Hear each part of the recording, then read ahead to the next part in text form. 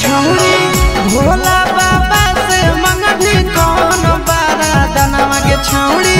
भोला बाबा से मंगभी कौन बारा दनवा छौड़ा भोला बाबा से मंगबई डीजे बजा दे वाला सजनवा छौड़ा भोला बाबा से मंगबई डीजे बजा दे वाला सजनवा छौरी भोला बाबा से मंगभी कौन बारा दनवा के छौरी भोला बाबा से मंगभी कौन बारा दनवा छौड़ा भोला बाबा से मंगबई डीजे बजा दे वाला सजनवा छौड़ा भोला बाबा से मंगबई डीजे बजा दे वाला सजनवा डीजे बजा दे वाला सजनवा मंगभी कौन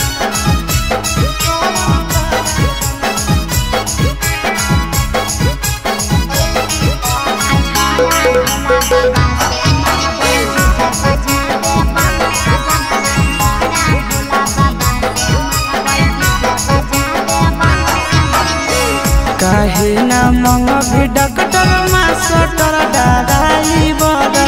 डीजे बजतै सब दिन रहतै बलमुआ घर बुझली रे आहे गे काहे ना मंगभी मास्टर डॉक्टर दादाई बड़ा डीजे बजतै सब दिन रहतै सजनवा घर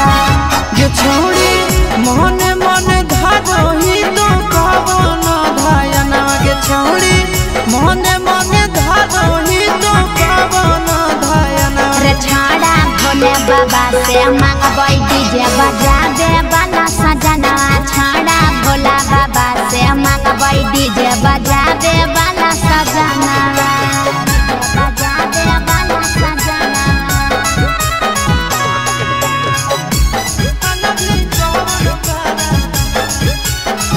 डीजे बजा दे वाला सजनवा छौड़ा भोला बाबा से मंगबई डीजे बजा दे वाला सजनवा छौड़ा भोला बाबा से मंगबई डीजे बजा दे वाला सजनवा काहेला जाही छौरी बाबा के भवन गे बाबा से मंगबई हेंडा सामा सजना रे के बुझली काहेला जाही छौरी बाबा के भवन गे बाबा से मंगबई हेंडा सामा सजना रे कि काहे पारो नहीं पसंद आशीष चिंटू नंदनवा काहे पारो नहीं पसंद आशीष चिंटू नंदनवा छौड़ा भोले बाबा से मंगबई डीजे बजा दे वाला सजनवा छौड़ा भोला बाबा से मंगबई डीजे बजा दे वाला सजनवा के छौड़ी भोला बाबा से मंगभी कौन बारा दनवा छौड़ा भोला बाबा से मंगबई डीजे बजा दे वाला सजनवा छौड़ा भोला बाबा से